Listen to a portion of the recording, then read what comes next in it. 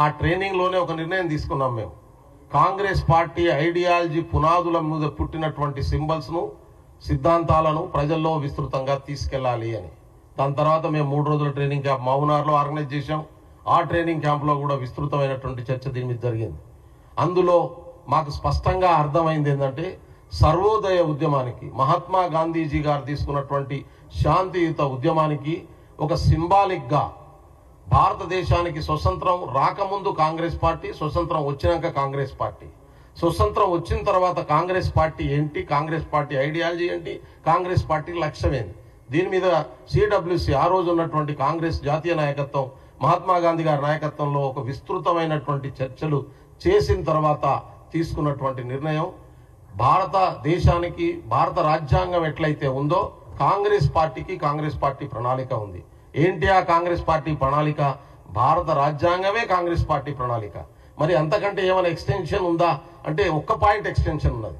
భారతదేశంలో ఉన్నటువంటి ప్రజలతో పాటు ఈ భూభాగం మీద ఉన్నటువంటి ప్రజలందరూ, ఈ విశ్వంలో ఉన్నటువంటి ప్రజలందరూ విజయాలు సాధిస్తూ సగర్వంగా మానవ జాతి కళ్యాణం కోసం సమానత్వంతో జీవించాలనేటటువంటి ఒక లక్ష్యాన్ని కాంగ్రెస్ పార్టీ తన లక్ష్యంగా ప్రకటించుకున్నది. నిన్న మీనాక్షి నటరాజన్ గారు మాట్లాడుతూ అదే విషయాన్ని చెప్పారు. చివరి ఒక సమూహంలో ఉన్నటువంటి చివరి వ్యక్తి ప్రయోజనాల్ని కాపాడడమే కాంగ్రెస్ పార్టీ అసలు సిద్ధాంతము. ఆ లక్ష్యాన్ని ప్రకటిస్తున్నది. అయితే దాన్ని ఇంత పెద్ద ఉద్బోధకార్థాన్ని ప్రొనౌన్సియేషన్లో ఎట్లా చెప్తాం మేము? ఏ మాటలో చెప్తాం దాన్ని? ఇప్పుడు జై భీమ్ అనగానే ఒక ఉత్సాహం వస్తుంది, జై సంవిధాన్ అనగానే ఒక అర్థం వస్తుంది. అట్లాగే కాంగ్రెస్ పార్టీ ఐడియాలజీని మొత్తాన్ని కలిపి ఒకటో మాటలో చెప్పడం కోసం మేము వాడే పదమే జై జగత్. ఈ జై జగత్ అనేటటువంటి పదాన్ని కాంగ్రెస్ పార్టీ ఐడియాలజీ తెలిసినటువంటి వాళ్ళు, ఆచరించేటటువంటి వాళ్ళు, సర్వోదయ ఉద్యమంలో భాగమైనటువంటి వాళ్ళు, కాంగ్రెస్ పార్టీ విచారధారను జీవన మార్గంగా ఎంచుకున్నటువంటి వాళ్ళు వాడుతున్నటువంటి పరిస్థితి ఉంది. కాంగ్రెస్ పార్టీ కార్యకర్తల దాకా చాలా మందికి అది తెలియనటువంటి పరిస్థితి కూడా ఉంది. అయితే ఈ ట్రైనింగ్లో దీన్ని తెలుసుకున్న తర్వాత నిన్న జరిగినటువంటి సమావేశంలో నేను నా ఉపన్యాసాన్ని ముగిస్తూ నేను జై జగత్ అనేటటువంటి స్పష్టంగా మాట్లాడడం జరిగింది. నాకు ఆశ్చర్యం ఎక్కడ అనిపిస్తా ఉంది, కొంతమంది రేవంత్ రెడ్డి గారి మీద ద్వేషాన్నే జీవన విధానంగా పెట్టుకున్నటువంటి వాళ్ళు, రేవంత్ రెడ్డి గారిని తిట్టడమే లక్ష్యంగా పెట్టుకున్నవారు, రేవంత్ రెడ్డి గారిని బదనాం చేయడమే వాళ్లకు సర్వ జీవిత సక్సెస్గా అనేటటువంటి పెట్టుకున్నటువంటి వాళ్ళు, నేను రేవంత్ రెడ్డి గారి పేరును మర్చిపోయి జగన్ను ముఖ్యమంత్రి అనుకొని జై జగన్ అన్న అనేటటువంటి పద్ధతుల్లో ట్రోలింగ్ను నిన్నటి దాకా నడిపిస్తున్నారు.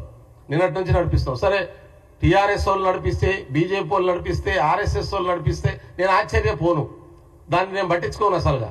ఎందుకు అంటే వాళ్ళకు అవసరం బెల్లయ్య నాయకును డిఫేమ్ చేయడం, రేవంత్ రెడ్డిని టార్గెట్ చేయడం అనేది వాళ్ళ రాజకీయ అవసరం. వాళ్ళు అంతకంటే ఉన్నతంగా ఆలోచించగలుగుతారని నేను అనుకోను, అంతకంటే గొప్పగా ఆలోచిస్తారని నేను అనుకోను. కొన్ని టీఆర్ఎస్ ఫ్రంట్ చేసిన యూట్యూబ్ ఛానళ్ళు, అడ్రస్ లేకుండా విదేశాల్లో పెట్టుకున్నటువంటి యూట్యూబ్ ఛానల్ పెడితే కూడా నేను పట్టించుకోను, మాట్లాడను దాని గురించి. కానీ మెయిన్ స్ట్రీమ్ మీడియాలో చాలా పెద్ద ఎత్తున మేము ప్రధానమైనటువంటి ఛానల్ అని చెప్పుకునేటటువంటి వాళ్ళు కూడా దాన్ని 1-2 ఛానళ్ళు వాళ్ళ ఛానల్లో చూపించినటువంటి పరిస్థితి, దీని మీద కామెంట్ చేసినటువంటి పరిస్థితి. వాళ్ళు ఎవరో నాకు తెలుసు, వేసిన వాళ్ళకు కూడా తెలుసు. అయితే ఒక రకంగా నన్ను బదనాం చేయడం కోసం చేసినటువంటి రాజకీయ కుట్రగా దీన్ని నేను భావిస్తా ఉన్నాను. నేను సర్వోదయ ఉద్యమాన్ని ఇవాళ పాటిస్తున్నాను కాబట్టి వాళ్ళకు ఒక ఛాన్స్ ఇవ్వదలుచుకున్నాను. నేను రేపటిలోగా 24 గంటల్లో మీ ఛానల్లో పెట్టినటువంటి ఈ తప్పుడు ప్రచారాలన్నీ మీరు డిలీట్ చేసుకోవాలని చెప్పి నేను విజ్ఞప్తి చేస్తా ఉన్నాను. ఒకవేళ చెయ్యకుంటే ఖచ్చితంగా ఎల్లుండి నేను పోలీస్ స్టేషన్లో పోయి ఆ యాక్టే కంటిన్యూ అయితే వాళ్ళ మీద కేసు పెట్టదలుచుకున్నాను.